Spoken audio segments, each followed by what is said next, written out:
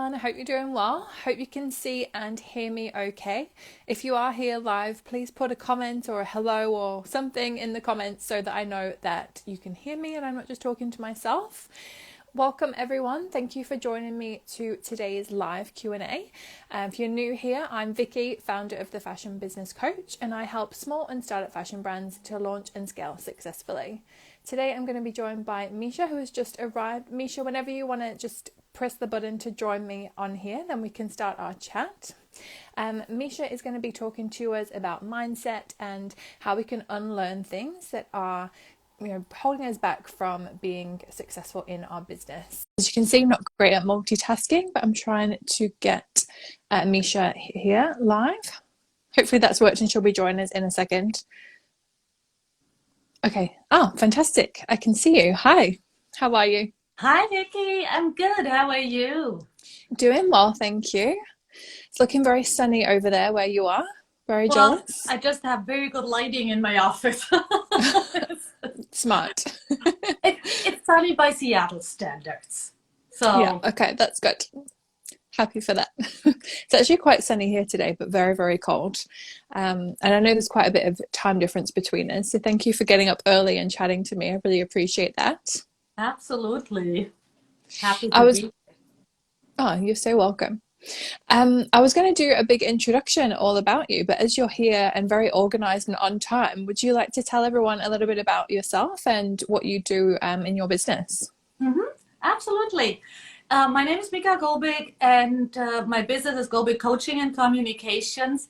I help women, primarily non-technical women, in tech and other male-dominated industries. Fashion is one of them, Mhm. unfortunately. Yeah. Lead with confidence. So my focus is on confidence and leadership, and my background is in the German luxury car industry. Amazing. And today I live in Seattle, and I was so shocked when I moved here almost 10 years ago that women in tech are facing very similar challenges than in typical male-dominated industries, and then to find Mm. out what else is all just like very male-dominated. So that's Mm. my little feminist agenda here I to love it. change the world, put women in power positions. I love it. And I'm so happy to hear that. And a few of the people that are watching who are maybe new to the fashion industry might be surprised to hear that the fashion industry is male dominated, because I think a lot of people tend to think of women in the fashion industry. And while there are a lot of us, when you look at the C-suite, the high level executives, they're almost always men. So what you're teaching kind of in the tech and the automobile industry is very relevant to the fashion industry as well. Yeah.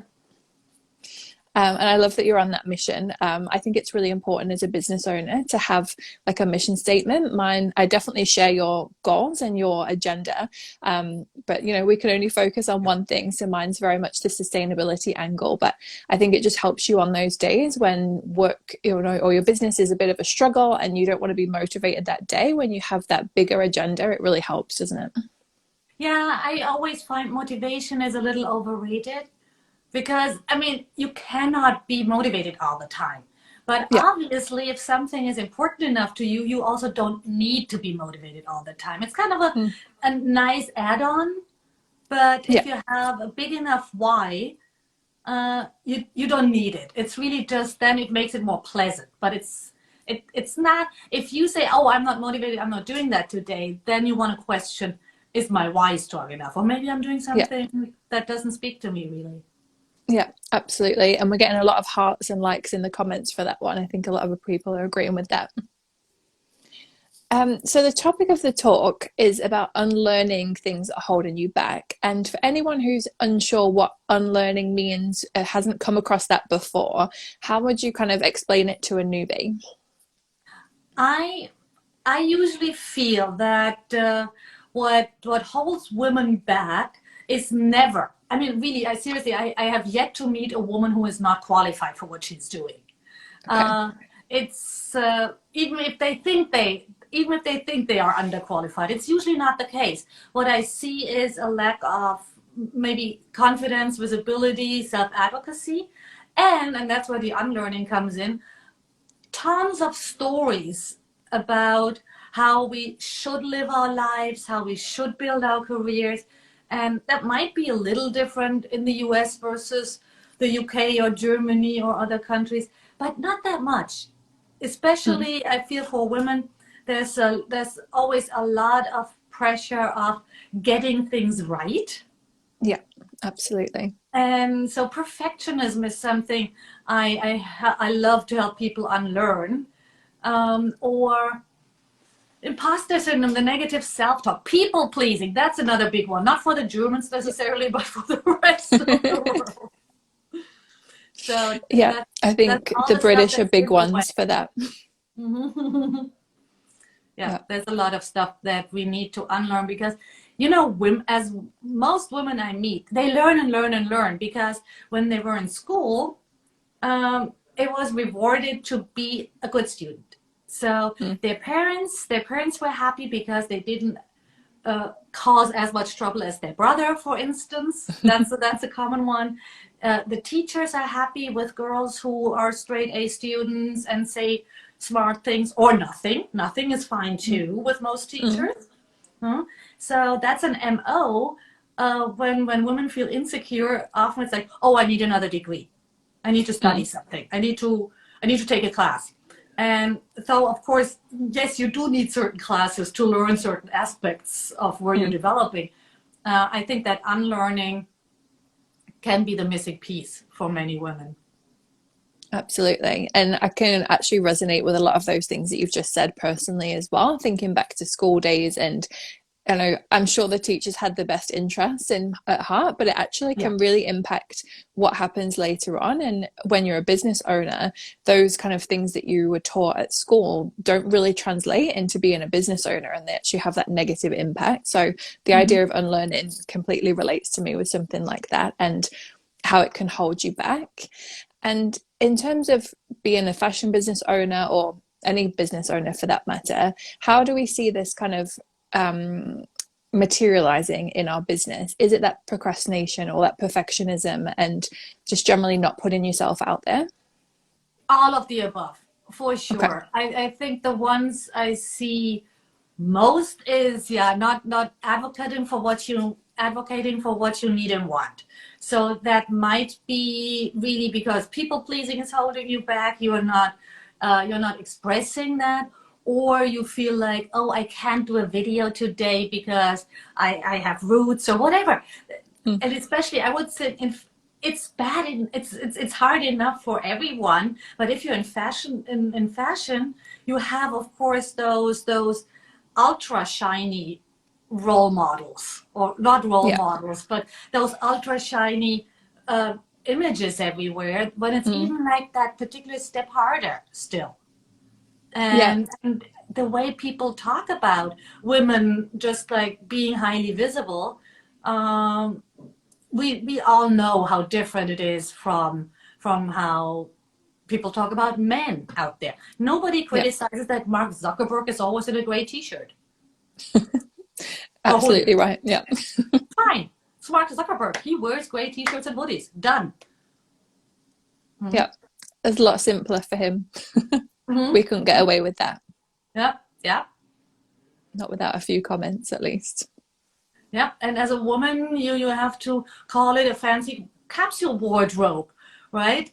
To be Mm. allowed to have something simple. Like there's so many points there that feed into that, Mm.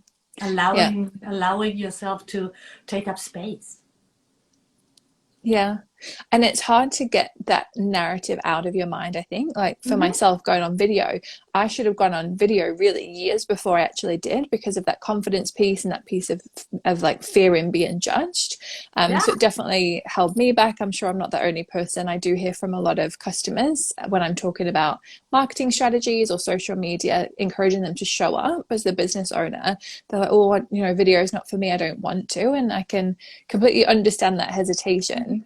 And I understand I'm you've with you got, on that one. My first yeah, couple of videos were a major production. I did this thing where it's like, okay, try to get a hairstylist appointment Friday morning or Saturday morning and then plan the afternoon to make 4 videos and outfit changes and just like slight changes to the hair and a lot of makeup. It was such a production. There was zero fun involved in that. Now, Yep. usually yes, I do put on some makeup and I do look at my hair before I go online. But it's not that big of a deal anymore, and it's so much more fun. Yeah, But it takes absolutely. time. Yeah, I think, and I was the same exactly as you. It felt like a big production at the start because it had to be kind of quote unquote perfect. But of course, it's Mhm. never perfect. That's not a real thing, perfection, especially when you compare into those photoshopped and airbrushed images. Like it just Yeah. never is. And yeah, I definitely enjoy things now. I used to get so nervous, and just now, like today, just being able to have a chat with you, learning amazing things from yourself, interacting with people in the chat. It's just a lot nicer to focus on that aspect rather than Yeah. oh, like my skin pigmentation's all wrong, like worrying about those things. And that's it. I have a skin pigmentation issue. Like it's just, I have to roll with it. I'm not going to change it and just kind of embrace it, I guess. Yeah, yeah, and I mean, I am quite happy how in fashion DEI is changing at least a bit of the look out there. Mm. It's interesting to see just a more inclusive world to Yeah. be seen there, but it's hard. I mean, and it just takes a lot longer than we wish it would. Yeah, it's been very, very slow progress for sure. Yeah. Absolutely. And I do think having worked at big brands, that a lot of that is the culture within the big brands, like being judged for your appearance, even by like co-workers and your bosses even. And then it kind of just filters through to the rest of the industry. So still Right. definitely a lot of work to be done there. But I know teaching people kind of how to be more confident is one of the things, kind of the core things that you teach. And I believe you have a framework around that. Is the kind of, I guess, a recap that you could give us as to some Yeah. kind of actionable tips that can help the people watching? Yeah, absolutely. So, what I see a lot is that a lot of my clients or groups I speak to have an understanding of confidence, which is actually not true. It's not an integral part of our personality. It's really something we can train and transfer. And our usual way to become confident is that we do a thing over and over and over again. In Mm. today's world, that's not working because we don't have the time, like maybe our Yeah. parents, grandparents, to do the same thing 1,000 times and then say, I'm really good at this. And so the work I do is around first starting with resolving those negative stories and seeing, Okay. can you allow yourself to let go of this idea of the good girl? Because that's the first step. And then when were you confident? For me, like the big piece for me is me ice skating at 6, 7, 8 years old. So I was not competing on a national level at all. I felt like top of my world, which is Mm-hmm. relatively small when you're 7 years old. I was the best ice skater in that little world, but I can tap into that sense. That's what confidence means for me. And I try to help my clients find that piece. And if you can think of a story like that, it does not have to do anything with your business. Probably doesn't. Okay. Probably is something relatively early, something that has a lot of positive connotations with it. That's why I give my ice skating example. Mm. And that is the feeling you want to tap into as much as possible. When you brush your teeth, when you walk the dog, no, watch the street, right? But when you're in the Mm. park, those things. When you can really go into a visualization. And for many people, you can learn when you feel that sense in your body, you can learn to replicate that. Mm. And you can learn to produce that for your new challenge. For other people for whom that somatic approach is a little more difficult, you can also do it by saying, okay, I want to feel confident. What do I need to think to feel confident? What do I know already? Really at face value, hey, this and this company has my collection. Huh? Mm. They sell my collection. Obviously, people are buying it. That is what I know. Of course, I can doubt myself, but this is Mm. actual fact. This is not fiction. Huh? I So like that. so those approaches, and all of them take time, and then you of course have to do the things and do a good evaluation. What went well? What didn't go well? What would I do differently? Because very often what didn't go well is just out of your control. So that's why the third part, what you do differently, is so important. Because if it's out of your control, the only thing you can do is respond differently. Yeah, so just say, okay. And that's just such a big learning experience as well, Yeah, isn't it? You know, just it gives you that confidence. Think, okay, this is what didn't go well, but this is what is in my control and what I can use to do better next time. And this what wasn't, and we just have to accept those bits that aren't in our control. right. And if it's in my control, then yeah, I have a learning. Okay, this I have a lesson that I can follow next time. Okay, and then last step, celebrate. And women tend to really not do that. I mean, when something goes wrong, we're just like all over that, right? Yep. For as long as, I mean, as humanly possible. But if something works well, we cannot celebrate ourselves. And that is actually a key step to building the neural pathways to tell our brain, hey, it's safe to get out there and do that.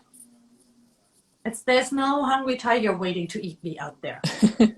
Well, that's the thing, isn't it? So much of this kind of fear comes from these kind of primitive. I mean, you'll know a lot more about this than me with all your with your master's degree and your certifications and everything. But just the kind of basic information I've read, it comes from this very primal place that's just no longer relevant in what we're doing in today's society. Yeah, because I mean, it is exactly, that's totally what it is. It is relevant the moment you are in a foreign city and you walk down a dark street at night and you hear steps behind you. Then it's super important that this lizard brain kicks in and gives you fear. Because yeah, it might be totally safe, but it might not. So you want to be at fight or flight mode because you need to make a decision if you're safe or not.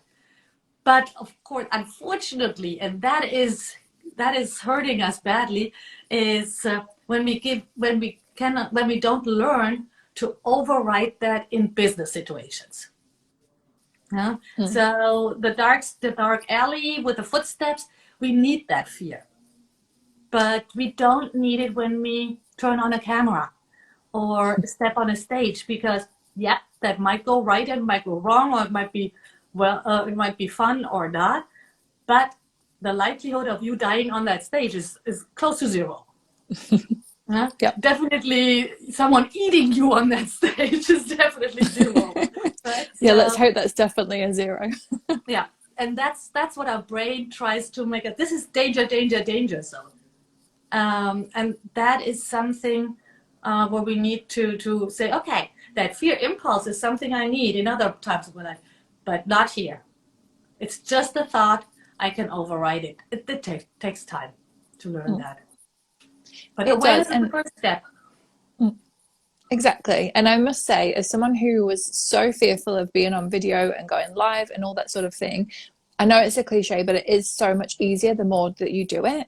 And if you want to just practice, record yourself a few times and just delete it before you do a real one, you know, that's okay too. Or if you post it and then you want to delete it later, you can still do it. You don't have to have it committed to the internet forever.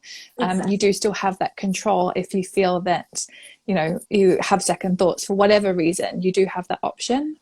Yeah, that's a big part of like, again, when I talk to clients about preparation, and they will say, oh yeah, I can do this research and I can put this in my presentation. I'm like, no, that's not what I'm talking about. What do you need to do for yourself to feel most comfortable with this challenge? So like you said, if someone is doing their first Instagram live, their first video newsletter, whatever, yes, if you decide, do you want to try it out by doing it beforehand and deleting the video, or do you want to do it with a friend? Do you want to run it? Not too many people. Yeah, don't run it by too many, but maybe you have one trusted person. You want to work with on that. Whatever it is, give yourself whatever makes you feel most comfortable with the uncomfortable challenge. Absolutely. And I was going to ask you for one tip that people can take away from this, but I feel like you've actually given us quite a lot already. I know for myself, I really like the idea of looking back at sort of past evidence, so to speak, as to why Mm-hmm. you could be confident. And we do have a lot of people in the audience who are brand new to fashion, and I know a lot of them feel really intimidated because there's so much they don't know because they've never worked in fashion before. But based on what you've said, I think everybody here can look at past experiences in their life, probably not related to fashion. Maybe Yeah. it's another job they have or at school or something they can draw from to think, okay, I'm new to fashion. However, I can be confident because of this that I've done previously. And I think that's a really powerful takeaway. Yeah, and that's actually, let me build on that. One of my favorite things when I get into anxiety mode um, is telling myself, I can figure this out. I have figured out 1,000 things. Yes, I haven't figured out this one yet, but I figured out so many things. I'm obviously good at figuring stuff out. And so that's what I know about myself. Huh? Or you may know about yourself that, yeah, maybe you're a great problem solver. Maybe you're a great communicator. Maybe you just have that eye for visuals. Maybe whatever it is. But you're bringing something to this new challenge, to this new career path that you have done all your life. That's the Yeah. thing you focus on, because that's your game changer wherever you go. Mm.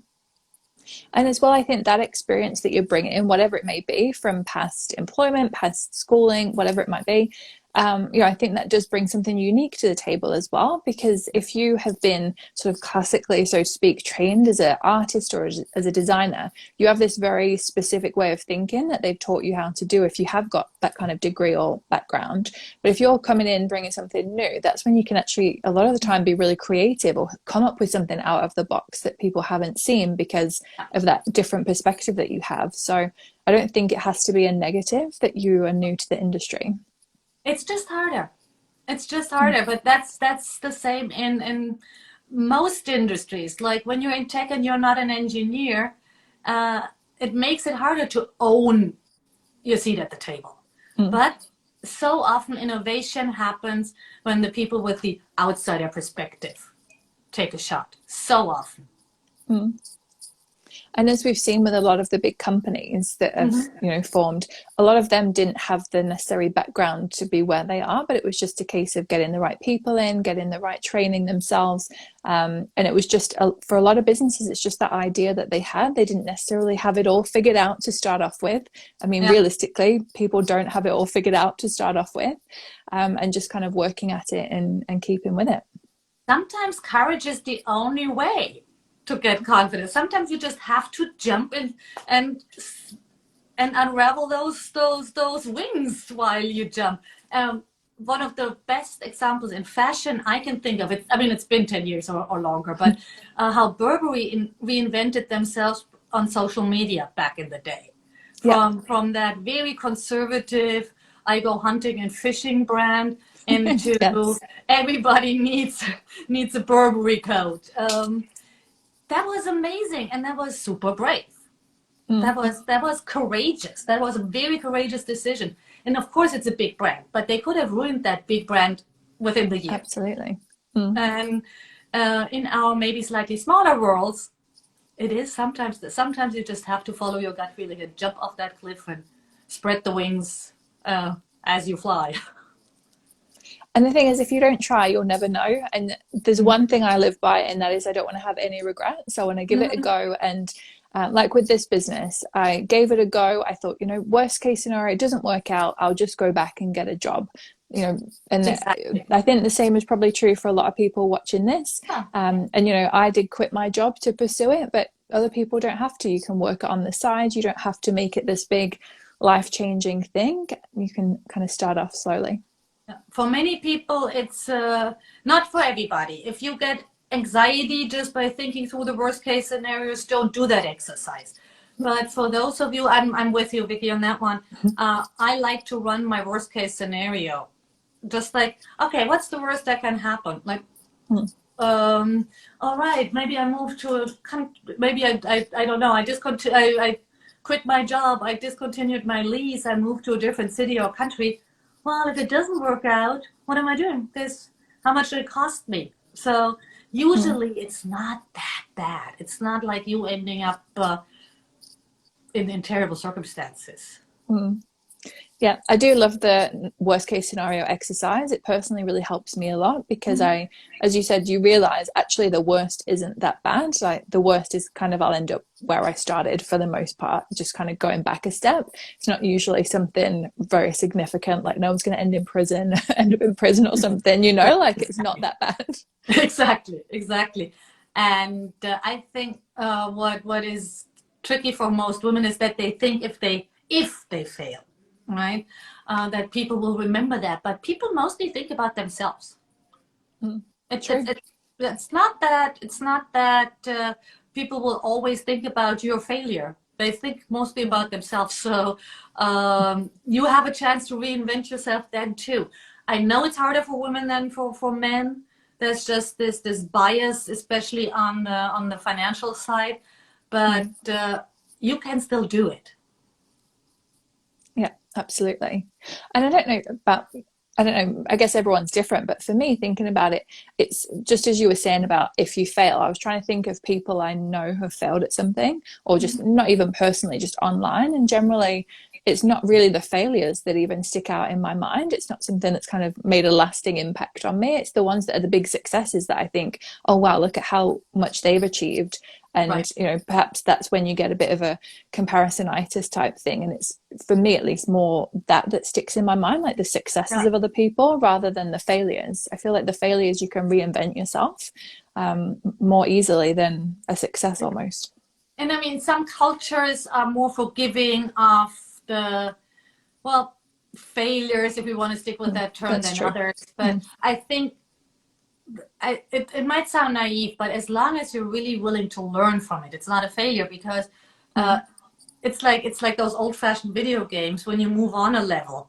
And even if you die on that level, you're still not at the beginning of the game. You're just at the beginning of Mm. that level because you've learned Yep. so much, right? So um, it's really the learning. As long as you take something out of it, it's okay. Yep. Absolutely. Couldn't agree with you more. And you never know, sometimes what you feel is this failure at a given time actually turns out to be one of the best things that happened because you never know what that's going to lead to. That's So, the and spirit. even with the videos that we were talking about earlier, you never know who's going to see those videos or, what sales or promotions or opportunities you might get. But if you don't try, it's just never going to happen. That is so, so true. I mean, our mind always wants to make sense of things immediately. But of Mm-hmm. course, our mind can only build on past experiences. Our mind is really not good at forecasting new things. Our Yeah. mind will always forecast based on past experience. Mm. And for entrepreneurs, that's just not very helpful. Sometimes Yeah. it can be, but overall, it's not great guidance. So we have to learn to just see that as, okay, this is just a thought that doesn't make it true. Yeah. Just because you and I, we can sit here and think the earth is flat. We can totally think that thought, which does not make us flat earthers, just because we can think it. And that's pretty much the same with all the negativity our brain tends to throw at us about failure. It's like we can we can think the thought. We don't have to choose it. Mm. I love that. I'm going to have that pinned up on my computer. I think we can think the thought, we don't have to choose it. Mm-hmm. Amazing.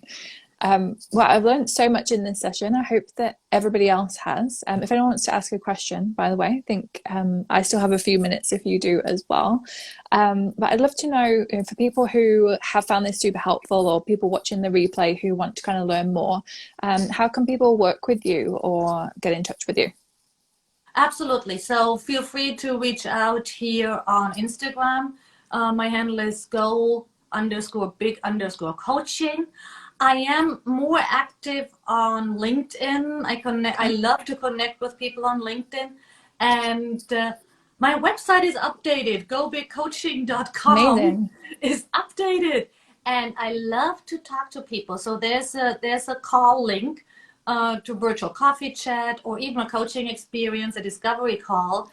I love to make time for you. So really take advantage of those links and just hop on a call and we just chat. I love that, and that's very generous of you. Thank you so much. And I can definitely vouch. And obviously we've spoken before, and every time I speak to you, I leave feeling like motivated and inspired and more confident. So, absolutely encourage you, if you're watching, to follow up and follow along, because there's really amazing content that you share. And yeah, thank you so much for being so generous with all of your knowledge today. Thank you, Vicki. It was great fun chatting to you again. Yeah, likewise. And yeah, I think we just check in the questions. I don't think we have any questions at the moment, but I will be posting the replay. So anybody who, I know quite a few people just joined us. So if you want to go and watch from the beginning, that'll be available in the next sort of 10 minutes or so. So you can catch everything that we've shared today. All right. Thank you everyone for coming. Thank you for joining me, and have a good day/evening, everyone. Thank you. Alrighty. Take care. Bye.